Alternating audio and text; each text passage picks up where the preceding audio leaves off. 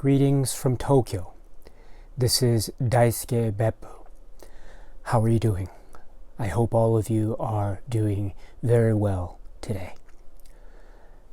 If you will allow me, I would like to talk to you once again about some more 5 by Criterion.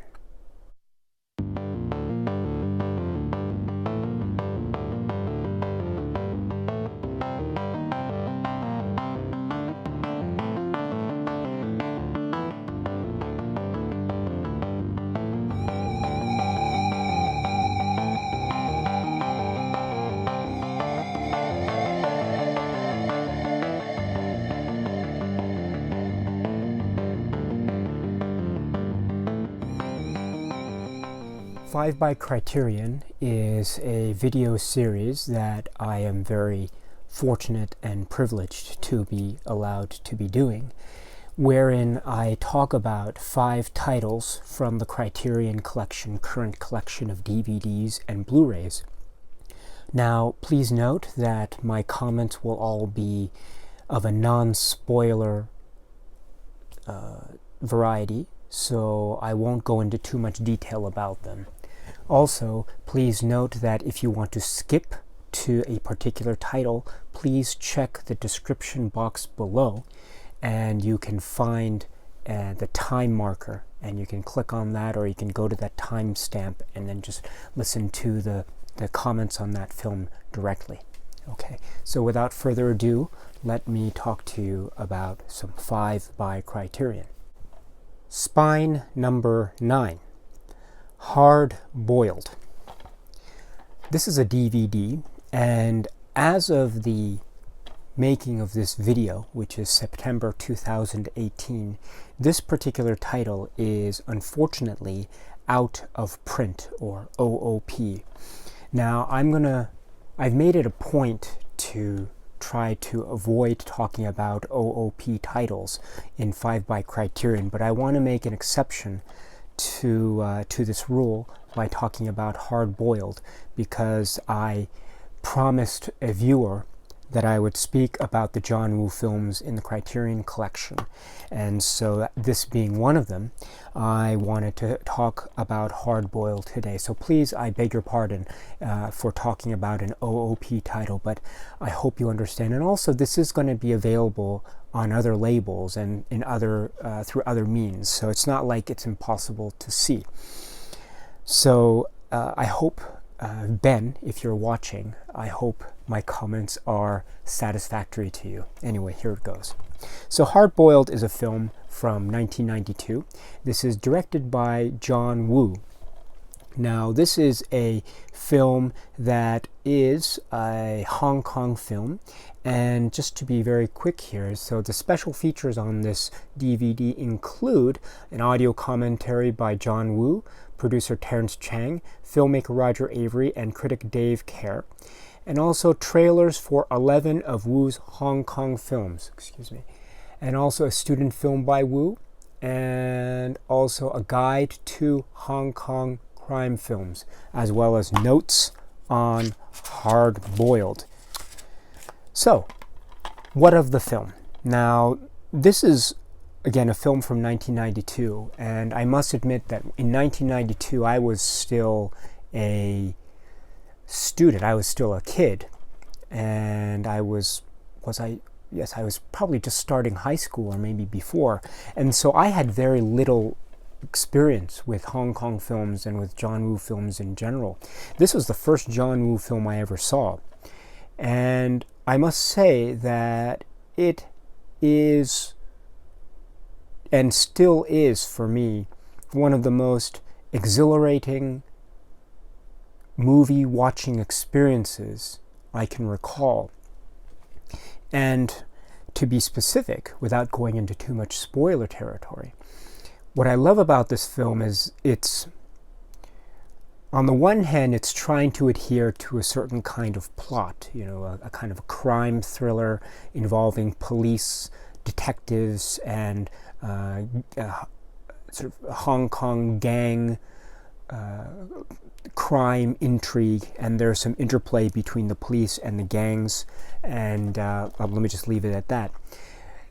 But what sets this film apart is, of course, it's brilliant and wonderfully choreographed and quite logically, it's quite logical. The idea, or the action sequences. The action sequences are just stunning, and you don't need me to tell you this, but they're quite stunning. And there's one particular action sequence that occurs at the start of the film, and it's so spectacular and intense and extraordinary that it probably makes this film a contender for being, the film with the greatest opening of all time. And I think there are a couple films that can contend for that spot, but Hard Boiled, I think, is certainly one of them. My goodness, those first 10-15 minutes of this film are just absolutely out of this world, are they not? And it's amazing, therefore, that the film then progresses in a way that maintains the tension and interest. There is a certain kind of intrigue, a certain mystery that is inaugurated or initiated with respect to the Tony Leung character. And of course, you've got the magnetic, ever charismatic Chow Yun-fat as Tequila. And so the saxophone playing, devil may care, ultra cool, super suave. Just his hunch is always correct. He's earnest. He sometimes makes mistakes, but he's cool and he's sensitive. Chow Yun-fat's Tequila is one of those great characters. So it's amazing how this film, on the one hand, sustains the tension and maintains the momentum that was so well established by the first major action sequence that takes place at the beginning of the film. And then it just piles on the layers of complexity in terms not only of narrative progression, but also in terms of action sequences. There are some action sequences that are tied with various layers of narrative plot twist that I think are quite striking. And they're purposely done, I would say, in terms of parallel structure. In other words, the parallel structures being the narrative progress on the one hand, and then the action progress on the other hand. And therefore, there is a nice balance, and it doesn't feel bloated or unbelievable. Or let me put it this way. Everything is so well layered that by the time you reached the wonderful climax, everything is just out of this world that basically you can believe anything that's going to happen. So kudos to John Woo for producing this wonderful, magnificent epic.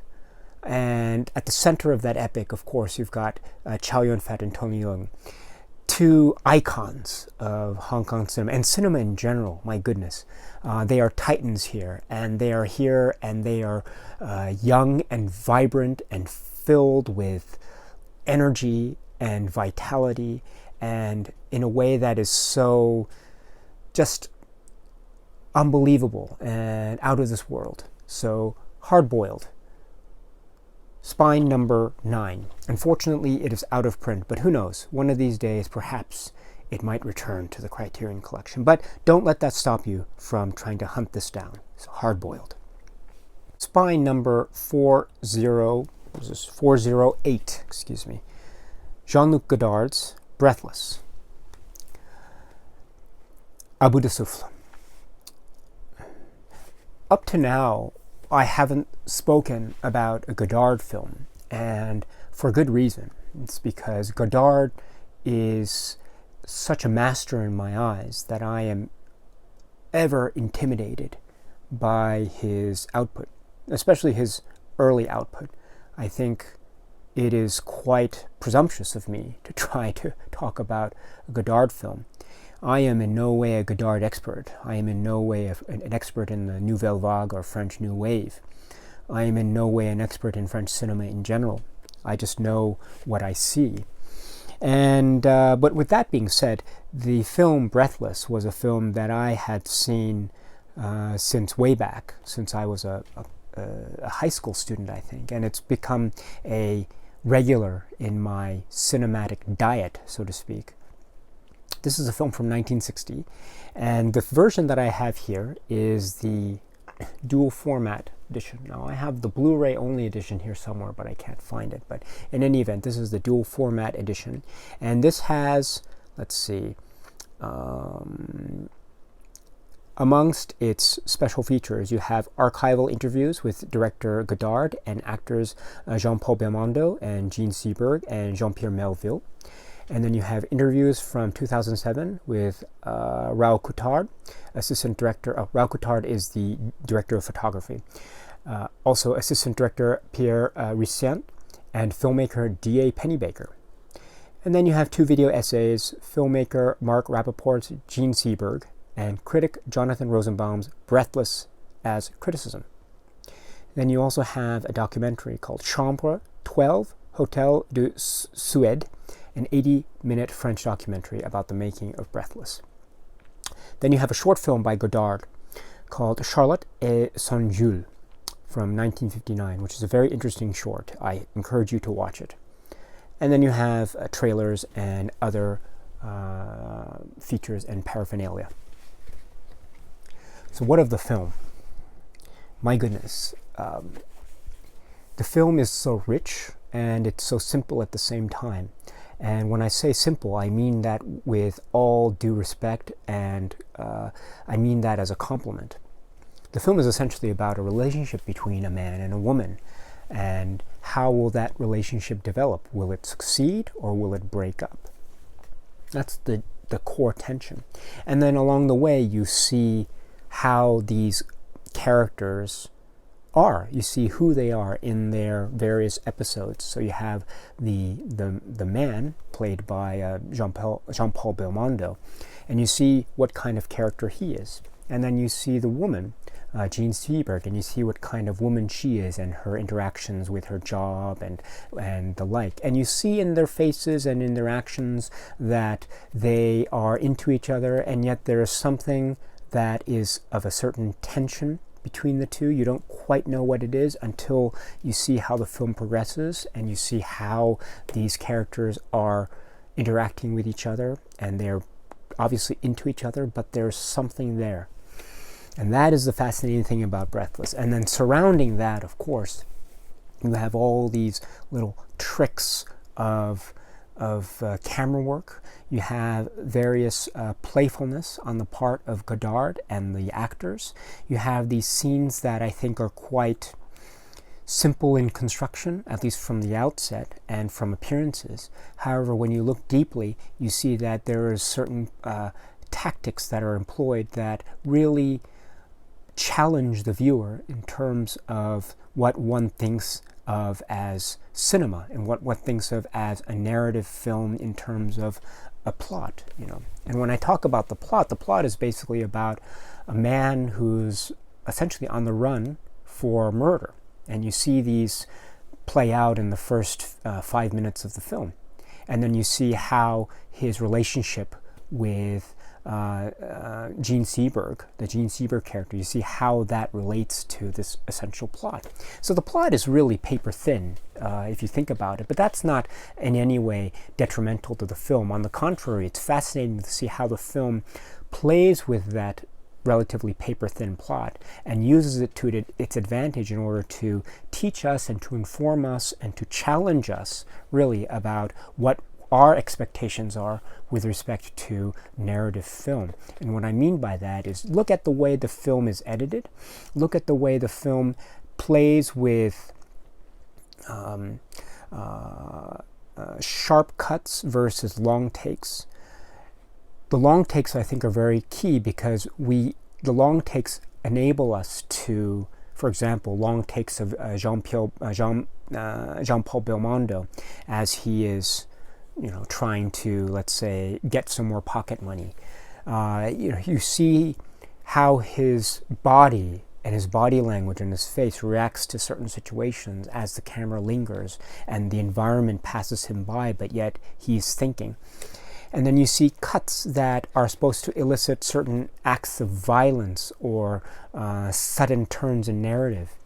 And then you have certain tricks about editing, which also inform the narrative. And then you have, on top of that, shots of close-ups of faces, beautiful faces, very photogenic faces, and yet faces which, the more one lingers on, let's say, a close-up of Jean Seberg, the more one realizes that there is much more going on psychologically and in the heart of Jean Seberg's character than meets the eye. And this is very key to the film. So this is my way of saying that these seemingly experimental-like techniques on the part of Jean-Luc Godard as the filmmaker really serve to enhance our ability to understand these characters as they appear on the screen, and also serve to enhance the momentum of the otherwise paper-thin plot, which I think is really a testament to the just the creative, explosive nature that this film Breathless is. And I would say also that it's probably, in that respect, one of the, and I don't mean this. I don't mean this in any demeaning way, but it's probably one of the quote unquote easier films to start with if you're trying to get into the French New Wave for the first time. Sometimes French New Wave films can be a little bit difficult to penetrate. And therefore, especially some of the films of Godard, especially the late 60s and onwards period of Godard, I find some of those films to be quite impenetrable sometimes. And therefore, it can be potentially quite frustrating for a first-time viewer of French New Wave films, and I perfectly understand that. However, Breathless, I think, does not fall into that category of impenetrable films. On the contrary, I think it hooks you from the get-go, and I think that's great, and I think that's a testament to the charm and likability of Jean-Paul Belmondo and Jean Seberg, which is fascinating because you see the trajectory of their characters and you see what happened to them. And I won't say anything more, but it really is a testament to their on-screen chemistry and their screen presence in general, that we are so fascinated by what happens to these characters that we are hooked until the very end. So, therefore, Breathless is quite a strong recommendation from me if you have not seen it. And if you have seen it, I apologize for my lack of deep comment on this film. Again, I try to be as non-spoiler as possible. Maybe one of these days I'll try to do a more in-depth commentary on this film, Breathless. I really want to, but anyway, in the meantime, for your consideration. Spy number 133, The Vanishing. Let's see, so I actually have the DVD of this as well here. It's The Vanishing. This is a film from 1988 from, let's see, this is from Dutch filmmaker George Sluizer. And The Vanishing is a thriller. It is a mystery film, and it is a film basically about a man who is trying to find out what happened to his girlfriend who disappeared. Okay. This film has, let's see, well, let me just talk about the Blu-ray first. So this has an interview with the director and also an interview with the actor Johanna Ter-Steege. So this is a, well, how should I put it? This is a film that is quite intense and incredibly entertaining. And also, it is not explicit in terms of its violence, but it is very unforgettable. incredibly unforgettable. I would dare say that this is one of those films where once you see it, you will never ever forget having seen it. And that's all I'll say about it, because the less you know about this film, the better. So the film The Vanishing, there we go, that's probably better. The film The Vanishing is I don't know, how shall I explain it? Well, okay. The film The Vanishing has an ingenious structure in terms of its narrative, and specifically in terms of how it presents information to the audience. It is not just a straightforward narrative, but there is a certain structure that is being employed, and in certain structure in how events are being depicted on the screen. Now, we don't get all of the events from the get-go. We get a certain perspective, and then we get same events but from a different perspective. And then we get more revelations about those events. And that's basically it. But it is a fascinating way, obviously, to show that on screen. And how should I put it? The same is true also for the main characters. Now, there are a core of, let's say, there are a number of main characters that are involved in this narrative, and each of them has his or her own set of characteristic traits, his or her own personal agenda in terms of what he or she is aiming to do in the course of the narrative. And sometimes they align with each other, sometimes they don't align with each other, and they clash with each other. So that's the nature of good drama. The way that those characters are presented also is very ingenious, and there is a specific structure that's employed here. And it's done in a way that is very straightforward, at least seemingly so. And it's done in a way that is not difficult to follow. In other words, there's no crisscross or mishmash of quick editing techniques in order to enhance something that, in essence, is a straightforward mystery thriller. So therefore, the film relies on a very ingenious yet subtle and modest structure that isn't at all flashy. It doesn't call attention to itself. So therefore, what we are left with as viewers is the pure strength of the narrative. And the strength of the narrative is where I think this film shines. And oh boy, does it shine. It shines and then some. It is, and I know I say this a lot, but it is very simple. But once you finish the film, at least when I finished the film for the first time, and then recently when I watched it again, I was kicking myself once I turned off the film, because I realized just how complex it is upon consideration after one finishes the film. And that is the genius of this film, and that is what a good film does. You know, you watch it and it's easy to follow when you watch it, and therefore it is not overly complicated.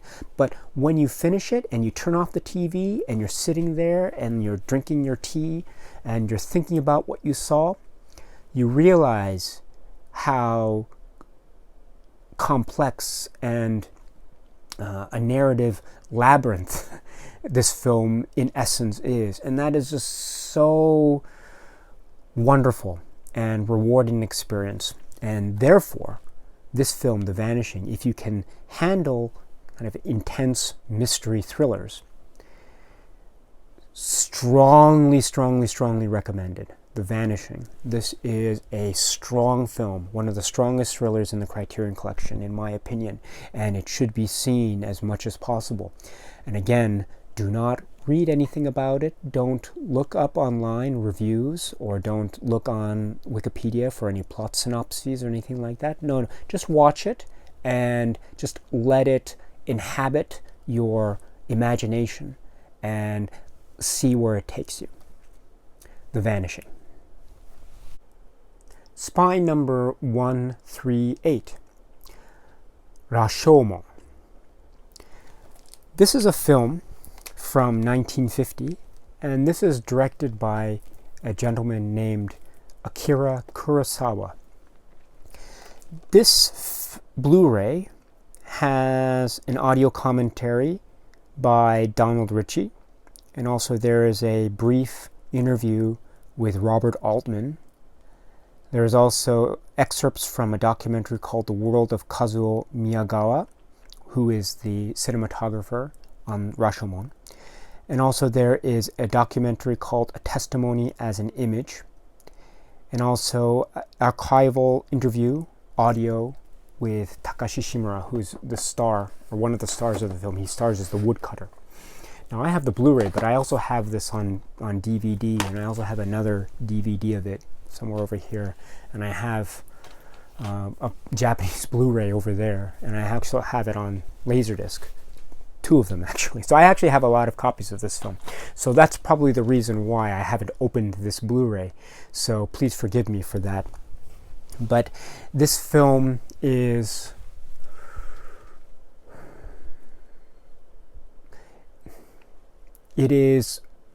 both magical and frustrating. And I think I would underline the word frustrating and highlight it and circle it in order to give it more emphasis, because it is truly one of the more frustrating films I've ever seen. And I mean that in a great way. Great films should frustrate you. They should challenge you, and they should really poke at you, and you should try to struggle with them. And sometimes, even a great film should try to antagonize you and try to get you disturbed. And I think in a lot of ways Rashomon does that in quite heavy doses. Now this is a film which is quite famously known for being the film about characters giving his or her own perspective on an incident that occurs in the woods. So it's a crime drama. It's a crime drama, and it's almost like a crime drama and courtroom drama, if you think of it that way. Because you have a crime that occurs, and then you have various witnesses who are recounting or testifying about what he or she has seen or has witnessed with respect to that particular crime. And those testimonies take place within the sort of the a kind of a formal court setting, and they also take place after the fact at the ruins of the Rashomon gates as the heavy rain falls. So you have already this wonderful flashback structure that is embedded into the film's narrative, and therefore you have fundamentally what's happening with this film is ultimately you're talking about a film that is self-reflexive, that is talking and speaking to the power or lack thereof of flashbacks, and that is sort of a metaphor for how one can rely on or how one cannot rely on what is being told to us by other people. So it is a very existential dilemma, how much we can believe other people. And we might try to comfort ourselves into thinking that yes, we can believe what other people say, but if we are to espouse the views, or at least the interpretations of this film that I think are readily available, then that would lead one to the conclusion that the very cynical conclusion that the world is indeed a very dark place. So because no one can be believed. And so therefore this film is quite challenging to me, and therefore it is very provocative, and it agitates me in a way that I think is so healthy for me, and it's so wonderful. And therefore it is such an important film, and it always has been. It was one of those films that I remember growing up with, and I can't remember a time that I haven't seen it. It's always been there. What is amazing, and again, I don't want to go into too much detail. I really should, delve into this much more deeply in a separate video, but for sake of this 5 by Criterion series, let me just say only here that if you're going to watch this film, please note something very important. And I don't know if this is spoken about a lot, but it is very important to remember this. We've got essentially the crime of essentially a rape and a murder. Okay, not essentially, it is a rape and a murder.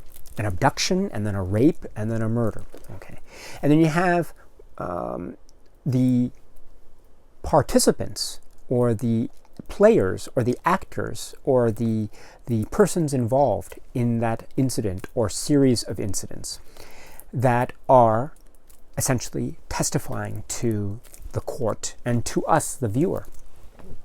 Now, please pay attention, because for most of these witnesses, at least the direct participants, so you have the bandit, and then you have the woman, and then you have the nobleman.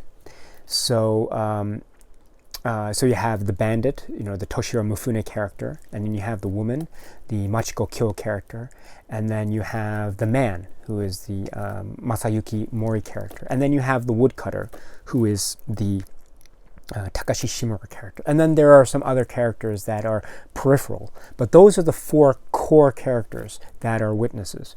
Now, when you watch the film, please pay attention to the trajectory of their testimonies, respectively. I think as maybe a crime drama, it would have been very easy to have these characters, at least for the most part, give testimony that, let's say, protects their interests, at least short-term interests.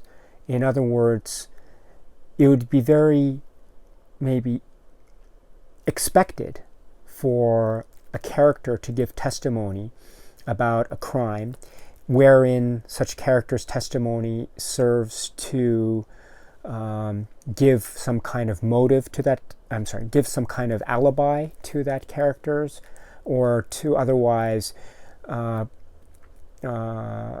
let's say, avoid any shadow of guilt. So what do I mean by that? So for example, someone will testify in order to protect his or her own position. In other words, they'll probably say, I didn't do it, I had nothing to do with it, and that would be the course of the trajectory of the testimony. And that's human nature, and I think that's perfectly understandable. But what's interesting about Rashomon is that the testimonies are not that. The testimonies, if anything, are claiming responsibility in one way or another for the events that occurred, which is really fascinating.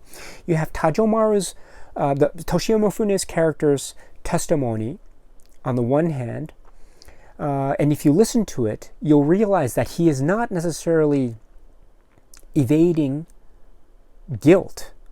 On the contrary, he seems to be reveling in the incident. And then you have Machiko Kyo's character's, the woman's, testimony, which is equally fascinating because of similar considerations. And then you have the very ingeniously given testimony of the man. And that testimony also does not serve to, let's say, evade responsibility, but in a strange way seeks to take responsibility for a certain aspect of what happened. Now, those testimonies, therefore, I think are quite fascinating, and it serves to show, maybe it shows a certain aspect of Japanese culture and the idea of responsibility. I don't know. Maybe it serves to show the nature of guilt. I don't know. Maybe it also serves to show something more sinister. I don't know. But in any event, the testimonies themselves are fascinating because they're not just testimonies that are people quote unquote lying or giving his or her own version of the truth, but there is something much more at play there in terms of the notion of responsibility, or the notion of the appearance of responsibility, or the notion of, let's say, shame, or the notion of the fundamental believability or lack thereof of testimony. So in that sense, this film becomes doubly and triply and quadruply frustrating, and hence it is a masterpiece. If you haven't seen Rashomon, I don't know what else to tell you, because it is one of those films that, for better or for worse, is a staple of world cinema and of cinema in general. So you can watch it and you don't have to like the film, but it is something that you should watch at least once. And it is something that you should watch with a good degree of concentration, because you realize that by the end, maybe everything that you've seen is not to be believed. Who knows? And if nothing is to be believed, then what is the whole point, really, of watching the film? And that, I think, is at once a fascinating and frightening prospect in terms of cinema viewing.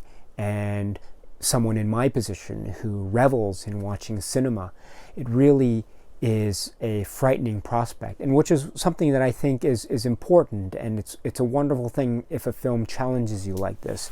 And certainly Rashomon is one of the more challenging films in this respect. So, and it's incredibly entertaining as a crime drama and as a courtroom drama. So if you are still, let's say, on the fence, you should just watch it anyway and just try to deal with it and engage with it and come to your own conclusions and see where that leads you and takes you in the position of film watcher and film goer and appreciator of cinema, because it really does have the potential of challenging you to your very core. Rashomon. Spy number 779, Mulholland Drive. This is a film from 2001, directed by a gentleman whose name is David Lynch. This is a Blu-ray, and let me just go over very quickly.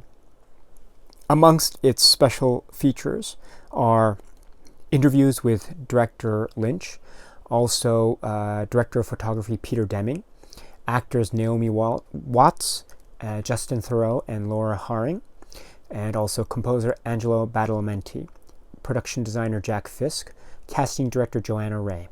Also there's on-set footage, there's a deleted scene, and there's a trailer. And then also there's a booklet, which is an excerpt, I think, from the excellent interview compilation book by Chris Rodley, which is Lynch on Lynch. So, you may or may not know that I am a deep, deep appreciator of the films of David Lynch and the works of David Lynch. And the reason why, or an example of why I like David Lynch's work so much, is this film, Mulholland Drive. This film has the wonderful trait of being something different every time I watch it. Now, I don't quite know what that magical combination is. David Lynch has this uncanny ability to take certain disparate scenes and mix them up, and he has his own little magical formula, and he mixes it up in a way that is at once so disconnected and at the same time so very connected. And it's the strength of these connections or lack thereof, and it's this mixture that is done in such a way that every time I watch the film, I focus on one particular aspect over another particular aspect, and then maybe that will be reversed next time I watch the film, or maybe I'll focus on yet another aspect. So therefore, the film becomes a different thing altogether every time I see it, which is a remarkable thing. It's almost like I'm looking at a diamond. The film is like a diamond to me. So every time I look at it from a different vantage point, the light seems to be refracted in a slightly different way that makes the overall experience of observing and watching and enjoying this diamond different every time. And that is the marvel of this film, Mulholland Drive. It is the absolute marvel. And I mean that also not in terms of scenes, but also in terms of tone. Sometimes when I watch the film Mulholland Drive, I'll look at it like a thriller. Other times I'll look at it like a horror film. And yet other times I'll look at it as being the funniest film I've ever seen in ages. And yet other times I'll look at it and it'll be like a police detective thriller. And yet other times I'll look at it and it'll be like a Hollywood melodrama. And then sometimes I'll look at it and it'll be a little bit of everything. And this is so remarkable. It's something that is just, gosh, the powers of cinematic alchemy that David Lynch possesses in terms of this film Mulholland Drive, absolutely astounding. It absolutely astounds me. And the way that he can create depth in a world just by featuring a character in a certain situation that we will probably never see again is amazing. I mean, think of the characters, all the characters and all the appearances that occur in this film, and they just occur once, and then they don't occur ever again, which is just remarkable. It's astounding to me. This is why the film Mulholland Drive works, and it works so very well. And every time you see it, you just pick up something new. And that's where I think that the strength of this film is, essentially. And then, oh, yes, of course, I forgot to say one other thing. It is not just a murder mystery, but it is also one of the most enthralling, tragic, and captivating love stories I've seen, in recent memory, in terms of the films that I've seen recently. Unforgettable. Absolutely unforgettable. And it's held together by the charisma and strength and bravery and absolute bravura of Naomi Watts. Her performance is like lightning struck me when I saw it for the first time. It was just unbelievable.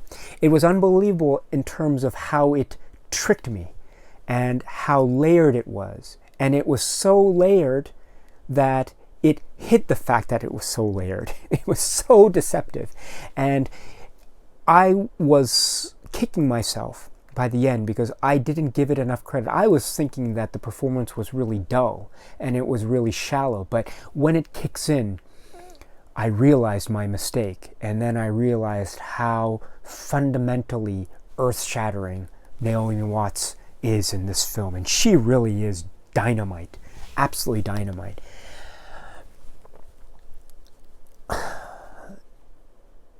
It's a film of mysteries, some of which are solved, some of which are left to the mind of the viewer to resolve. You can choose to try to resolve them, or you can choose to let the mysteries linger. Either way, I think the film can become equally as rewarding. I should say also, on a personal note, that if you want to get on my good side, so to speak, this is what you should do. This is a film that has what has to be my favorite line of dialogue in any Lynch film. And so if you want to endear yourself to me, all you have to do is quote that line of dialogue to me. So if you want to leave a comment, or if you want to approach me on Facebook and you want to talk to me, all you have to do is mention this line of dialogue to me, and I will be very attentive to you, because I love this line of dialogue. And it is this. It is said by Naomi Watts' character. Don't drink all the Coke. Okay. So don't drink all the Coke. That is such a wonderful David Lynch line in so many ways. I can't begin to tell you enough. Anyway, don't drink all the Coke and Mulholland Drive. This is a key film. This is a film that I think, if you are apt only to watch one David Lynch film, it's such a difficult choice. There are so many to choose from, but this is certainly a contender of one that you can watch and you can treasure and value for a long time to come. It has everything that you need in terms of the David Lynch kit. And as I said before, it is a diamond that shines differently, oh so differently, every time you watch it. Mulholland Drive. So let me end there. I hope that was somewhat interesting to you. If you have any questions or comments that you'd like to make, please let me know in the comment section below, or you can try to reach me on Facebook. I'm very happy to engage with any comments that you may have. Also, if you have any recommendations or anything else in terms of suggestions, please at any time let me know. I am very happy to hear your suggestions. That's one of the great things about YouTube and my experiences on YouTube so far, which is learning so much about cinema from you guys and your suggestions. It's like I'm going to film school whenever I read your comments. So I am so appreciative of your time. I know that it is not easy, and I know all of you are very busy. So the fact that you've watched this video, even for a little bit, is very meaningful to me.